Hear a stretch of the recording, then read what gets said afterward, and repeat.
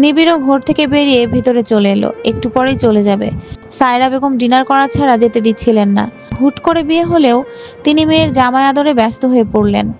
রোদের প্রখরতায় ঘেমে একাকার তুলির কলেজ ড্রেসটা। কাঠফাটা রোদের তাপে আজকাল তুলি প্রচন্ড বিরক্ত। তার চেয়েও বেশি বিরক্ত পরীক্ষা নামক প্যারায়। কিছুই ভালো লাগছে না তার। আজ শেষ পরীক্ষা। আমরিনের সাথে দাঁড়িয়ে আছে কলেজ গেটে। আমরিন আজ পরীক্ষা শেষ করে বাসায় যাবে। নিবিড়কে বলে এসেছে তিনটা মাস কেটে গেছে বিয়ের, আর সংসারের পুরো 2টা মাস। আজ ইনশিতাও আসবে বাসায়। গাড়িতে কিছু সমস্যা দেখা দিয়েছে, তাই ড্রাইভার ঠিক করতে গিয়েছেন। তপ্ত দুপুরে এভাবে দাঁড়িয়ে থাকতে আমরিনেরও ভালো লাগছে না।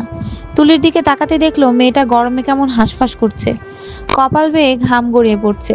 কলেজে মোবাইল আনা নিষেধ হওয়ায় মোবাইলটাও আনা হয়নি, নয়তো নিবিড়কে বলতো গাড়ি পাঠাতে। টিস্যু বের করে তুলির দিকে এগিয়ে দিয়ে বলল, আজকাল তুই অল্পতেই ক্লান্ত হয়ে পড়ছিস না তুলি? কপালের ঘামটুকু মুছে তুলি নির্লিপ্ত কণ্ঠে বলে উঠল, আমার ক্লান্তির কারণ কি বুঝতে পারছিস আমরিন? তোর ভাইটা এত খারাপ কেন? আমায় একরাশ ক্লান্ত মাখা অনুভূতি দিয়ে উদাসীন হয়ে আছেন। আমি হাঁপিয়ে উঠেছি, অবিশ্রান্ত হয়ে উঠেছে মনটা। তুলির অভিমানে ভরপুর কথা শুনে আমরিন ম্লান হাসলো। মুখ খুলে কিছু বলতে নিবে তখনই একটা গাড়ি এসে থামলো। দুজন চোখ ছোট ছোট করে চাইতেই গাড়ি থেকে হাসি মুখে বেরিয়ে এলো সামিরা। দুজনেই একগাল হাসলো সামিরাকে দেখে। ইনশিতার বিয়ের পর থেকে সামিরার সাথে বেশ ভাব হয়েছে তুলির। সামিরাকে ভীষণ পছন্দ তার, নিজের বড় বোনের আসনে বসিয়ে ফেলেছে। সত্যি বলতে সামিরা মেয়েটাই এমন, যার তার সাথে মিশে যেতে পারে অনায়াসে। আদ্র মিশতে বারণ করলেও তুলির কাছে সামিরাকে ভালো লাগে। তুলির ধারণা সামিরা আদ্রকে ভালোবাসতো বলেই হয়তো খারাপ কিছু করতে পারে, তাই আদ্র বারণ করেছে। কিন্তু তা বিশ্বাসযোগ্য মনে হয় না তুলির কাছে। সামিরা এগিয়ে এসে বলল, দুজন রোদ্দুরে দাঁড়িয়ে আছো কেন, বাসায় যাবে না? আমরিন হেসে জবাব দিল, আসলে আপু, আমাদের গাড়িটা নষ্ট হয়ে গেছে, ঠিক করে আনলে তারপর যাব। আমার সাথে চলো, আমি নিয়ে আসছি। এত সময় ধরে রোদে দাঁড়িয়ে থাকলে শরীর খারাপ করবে। তুলিও কেমন দুর্বল হয়ে পড়েছে রোদে দাঁড়িয়ে থেকে। দুজনেই সায় জানিয়ে সামিরার গাড়িতে উঠে পড়ল। পুরো রাস্তা কোনো কথা বলল না তুলি। বুকটা বড্ড হাহাকার করছে আজকে। হৃৎপিণ্ডের প্রতিটা স্পন্দন যেন আদ্রকেই স্মরণ করিয়ে দিচ্ছে। যে মানুষটা প্রতিটা নিঃশ্বাসে মিশে আছে, তাকে ছাড়া নিঃশ্বাস নিতেও অসহনীয় যন্ত্রণা হচ্ছে তুলির। গাড়ি বাড়ির গেটে আসতেই আমরিন ও তুলি নেমে পড়ল। সামিরাকে অনেকবার সাধলো ভেতরে আসার জন্য, কিন্তু জরুরি কাজ থাকায় সামিরা আসেনি।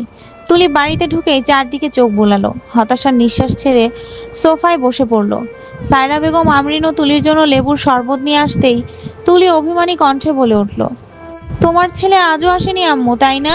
না রে, তবে চলে আসবে। কিন্তু তুই যে গতকাল থেকে আমার ছেলেটার ফোনটা ধরছিস না, ও কিন্তু ভীষণ কষ্ট পাচ্ছে। কেন ধরবো? তোমার ছেলে তো বিখ্যাত হার্ট সার্জন হয়ে গেছে। অন্যের হার্টের চিকিৎসা করে কি হবে?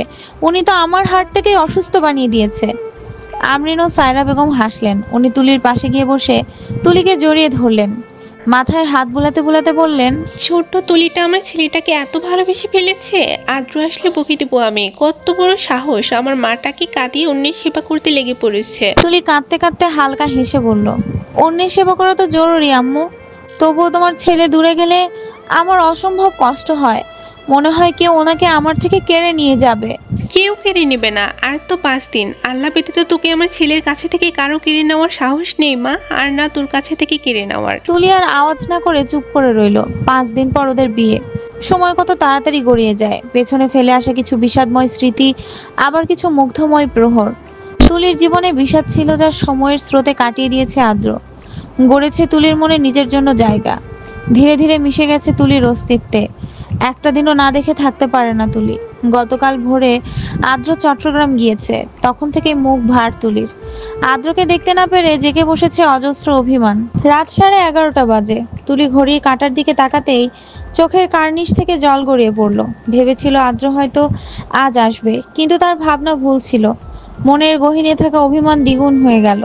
চাপা কষ্টগুলো জলে পরিণত হয়ে বালিশ ভেজাতে লাগলো। তাকিয়ে থাকতে দেখতে ঘড়ির কাঁটায় যখন 11:55, তখনই চোখ লেগে এলো তুলির। চোখের জলগুলো শুকিয়ে ছাপ পড়ে গেছে। হঠাৎ মুখের উপর গরম উত্তাপ অনুভব করতেই সদ্য লেগে আসা চোখ মেলে তাকালো। চোখের মণিতে দৃশ্যমান হলো আদ্রর হাসিমাখা উজ্জ্বল মুখটা। নিমিষেই বুকটা প্রচন্ড গতিতে কেঁপে উঠল। কল্পনা ভেবে মুখ ফিরিয়ে নিল তুলি।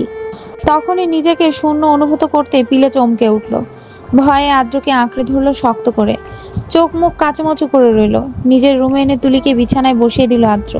একটা কাগজ হাতে নিয়ে এসে তুলির সামনে বসলো চেয়ার টেনে। দু চোখ লাল হয়ে আছে, চুলগুলো এলোমেলো, মুখ জুড়ে ক্লান্তির ছাপ। দেখেই স্পষ্ট বোঝা যাচ্ছে মাত্র এসেছে। মোলায়েম কণ্ঠে আদ্র উচ্চারণ করলো, শুভ জন্মদিন আমার তুলা। নিমিষে জেগে ওঠা অভিমান চাপা পড়ে গেল তুলির। কেঁদে দিল শব্দ করে। কাঁদবে নাই বা কেন? আদ্রর ক্লান্তিমাখা চেহারা, রক্তিম চোখ দুটোই বলে দিচ্ছে শুধুমাত্র তার জন্যই এত পথ পাড়ি দিয়ে এসেছে আদ্র। তুলি নিজের শরীরের সবটুকু ভর ছেড়ে দিল আদ্রর উপর। ভেজা স্বরে বলে উঠল, শুধুমাত্র সামান্য একটা মুহূর্তের জন্য এভাবে ছুটে এলেন কেন ডাক্তার সাহেব? আমার অভিমান করা নিছক ছিল। নিজেকে এত কষ্ট দিয়ে কেন আসতে গেলেন? তুমি কি জানো এই মুহূর্তটার জন্য আমি কতগুলো সময় অপেক্ষা করেছি? জানি না। জন্মদিনে আপনার থেকে আগে উইশ পাওয়াটা আমার কাছে জরুরি ছিল না। জরুরি ছিল তো আপনি এবং আপনার ভালো থাকা। তুলির মুখটা বুক থেকে তুলে এক হাত নিয়ে গালে রাখলো আদ্র। নিজের ওষ্ঠদয় দিয়ে শুষে নিল তুলির চোখের জল। মুগ্ধময় স্বরে বলল, আজ তোমার জন্মদিন, তাই আমার কাছ থেকে উপহার পাও না তুমি, কিন্তু উপহারটা তুমি আজই গ্রহণ করতে পারবে না। তুলি অবাক হয়ে তাকিয়ে আছে আদ্রর দিকে। পাশ থেকে কাগজটা আদ্র বাড়িয়ে দিল তুলির কাছে। তুলির মস্তিষ্ক কিছুই ধারণ করতে পারছে না। কি করতে চাইছে আদ্র? উপহার কি এই কাগজটা? আবার গ্রহণ করতে পারবে না, এটা কেমন কথা? কলম এগিয়ে দিতেই তুলি না পড়েই সাইন করে দিল কাগজটাতে। তারপর আদ্রর হাতে ধরিয়ে দিল। একটু ঝুঁকে তুলির কপালে কপাল ঠেকালো আদ্র। দুজনের ঠোঁটের কিঞ্চিত মাত্র দূরত্ব। নিজের মাদকতায় চোখগুলো আদ্র স্থাপন করলো তুলির ডাগর ডাগর আখিতে। কোনোভাবেই চোখ সরিয়ে নিতে পারছে না তুলি। তড়িৎ বেগে ছুটে চলেছে হৃৎপিণ্ড হৃৎস্পন্দন। কেন সে পারে না আদ্রর মোহ উপেক্ষা করতে? আবার কেন এত ঝড় উঠে আদ্রর কাছে আসলে? এই ঝড় কি সারা জীবন বয়ে যাবে অন্তর জুড়ে? প্রশান্তির আবশিত বাতাসে তুলির মনে প্রবলভাবে ভেসে বেড়াতে লাগলো একটু একটু করে জড়ো হওয়া অনুভূতিগুলো। আদ্রর কণ্ঠস্বর শুনে ঠোঁটের কার্নিশে হাসি ফুটলো। না পড়েই সাইন করে দিলে? আপনার প্রতি অগাধ বিশ্বাস আছে তো আদ্র।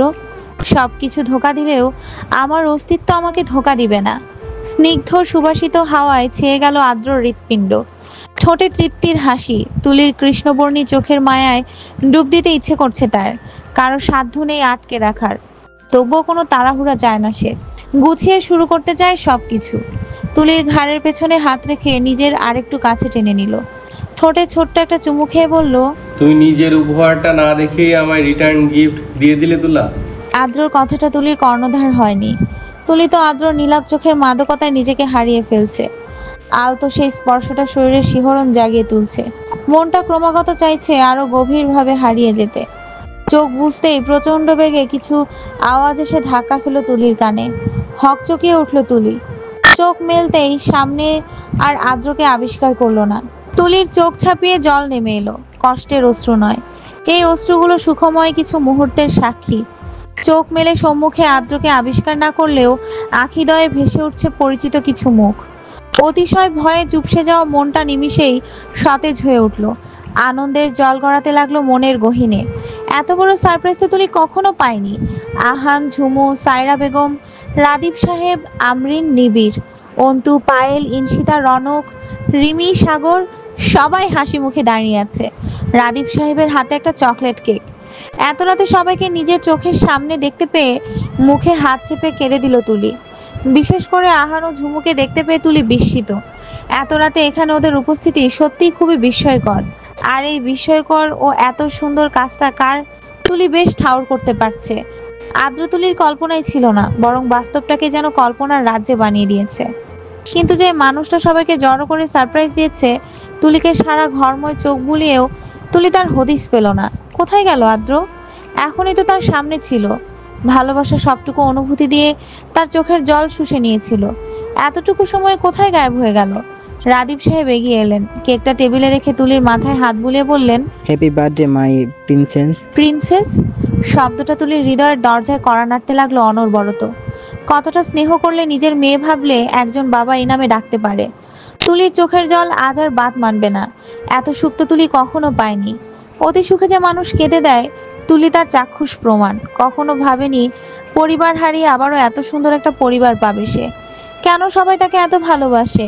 তুলি পারবে তো আগলে রাখতে ভালোবাসাগুলো? রাদীপ সাহেবের হাতটা ধরে ডুকরে কেঁদে উঠল। সবার মুখে মৃদু হাসি, কান্না ভেজা কণ্ঠে বলে উঠল, আপনাদের ধন্যবাদ জানালে সেটা অপরাধ হবে, তাই ধন্যবাদ জানাবো না বাবা, বরং জেনে রাখুন আমি খুব খুব বেশি ভালোবাসি আপনাদের সবাইকে। রাদীপ সাহেব হালকা হেসে তুলির চোখের পানি মুছে দিলেন, হাতটা ধরে নিয়ে এলেন কেকের কাছে, কেকটা কাটতে বললেন। তুলি সবার দিকে এক পলক তাকিয়ে সূক্ষ্ম হাসলো। কেকটা কেটে রাদীপ সাহেবকে খাওয়ালো সবার আগে। রাদীপ সাহেব ও সায়রা বেগম চলে যেতেই পায়েল, রিমি, আমরিন, ইনশিতা এসে শক্ত করে জড়িয়ে ধরলো তুলিকে। রিমি ও পায়েল একসাথে মুচকি হেসে বলল, শুভ জন্মদিন আদ্রর বউ। ইনশিতা আর আমরিন তুলির দুই গালে হাত রেখে বলে উঠল, শুভ জন্মদিন ভাবি। এগুলো যেন তুলির জন্য উইশ নয়, বরং এক রক্তিম লজ্জার সমারোহ। লজ্জায় থম মেরে রইল তুলি। এক এক করে উইশ করলো সবাই। আহান ও ঝুমু কাছে আসতেই তুলির ঠোঁট দুটো প্রসারিত হয়ে গেল। ঝুমুকে শক্ত করে জড়িয়ে ধরলো। আহানের দিকে তাকিয়ে বলল, তোমাদের সবাইকে একত্রিত করেছে যে সেই মানুষটা কোথায় ভাইয়া? হঠাৎ করে কোথায় হারিয়ে গেল? তুলির আদ্রকে দেখার অস্থিরতা বুঝতে পেরে সবাই ফিক করে হেসে দিল। আহান কোনো জবাব না দিয়ে বাকি সব ছেলেদের নিয়ে বের হয়ে গেল। তুলি হতভম্ব হয়ে দাঁড়িয়ে পড়ল। সবাই তার কথায় হাসলো কেন বুঝতে পারছে না সে। একটু আগেও তো আদ্র ছিল, গভীর রাতে সবাইকে জিনে পায়নি তো? ভেবেই তুলি এক নজর সবার দিকে তাকালো। চোখ গেল আমরিনের হাতে থাকা কালো একটা গাউনের দিকে। গাউনটা অসম্ভব সুন্দর। আমরিন গাউনটা এগিয়ে দিয়ে বলল, গাউনটা পরিয়াই জলদি, হাতে মাত্র 10 মিনিট সময় আছে। বাকরুদ্ধ হয়ে গেল তুলি। সবাই কি পাগল হয়ে গেল? কিসের 10 মিনিট? তুলি চিৎকার করে জিজ্ঞেস করতে ইচ্ছে করছে, আমার আদ্র কোথায়? একটু আগেই তো ছিল, চোখের পলকে কোথায় উধাও হয়ে গেল? তুলিকে নড়তে না দেখে আমরিন গাউনটা হাতে ধরিয়ে দিয়ে ঠেলে ওয়াশরুমে ঢুকিয়ে দিল। বাকি সবাই হাসতে হাসতে নিচে চলে গেল। কে বলবে এটা গভীর রাত? এ বাড়িতে অবস্থান থাকা প্রত্যেকটা মানুষের জন্য যেন এটা খুশির রাত। আর এই খুশিতে ঘুমও যেন পালিয়ে গেছে। তুলি মাত্র কয়েক মাসেই সবার হৃদয়ে জায়গা করে নিয়েছে। গাউনটা পরে বের হয়ে আসতেই আমরিন সুন্দর করে তুলির চুলটা বেঁধে দিল, বেনুনি করে ঘাড়ের এক পাশে রাখলো। তুলিকে দাঁড় করিয়ে একটা কালো ফিতা দিয়ে চোখ বেঁধে দিল। আঁতকে উঠলো তুলি। আমরিনের হাত চেপে ধরে বলল, কি করছিস? চোখ কেন বেঁধে দিলি? মুচকি হাসলো আমরিন। তুলিকে ধরে হাঁটতে হাঁটতে বলল, নিশি রাতে তোর পরীক্ষার পালা। তুলি না বুঝে এক নাগারে প্রশ্ন করতে লাগলো। আমরিন কোনো জবাব না দিয়ে তুলিকে বাড়ির বাইরে নিয়ে আসলো। ছেড়ে দিতেই তুলি ভয়ে উচ্চস্বরে ডেকে উঠলো আমরিনকে। কোনো সারা শব্দ নেই আমরিনের, তবে দূর থেকে ঝিঝি পোকার ডাক ভেসে আসছে। একটা হিমেল হাওয়া তুলির গা ছুঁয়ে যেতেই সারা শরীর কাঁটা দিয়ে উঠল। নাকে এসে লাগলো চির চেনা সুবাস। মুহূর্তেই তড়িৎ বেগে বুকের ভেতর কিছু একটা এসে ধাক্কা খেলো। ঠোঁটের কার্নিশে জড়ো হলো মুগ্ধময়ী হাসি। হাতড়ে হাতড়ে এক কদম এগিয়ে যেতেই দুহাত ঠেকলো কারো বুকে। স্থির হয়ে পড়লো তুলি। একটুও সময় ব্যয় না করে প্রচণ্ড বেগে আছড়ে পড়লো মানুষটার বুকে। শক্ত করে জড়িয়ে ধরে হাউমাউ করে কেঁদে উঠল।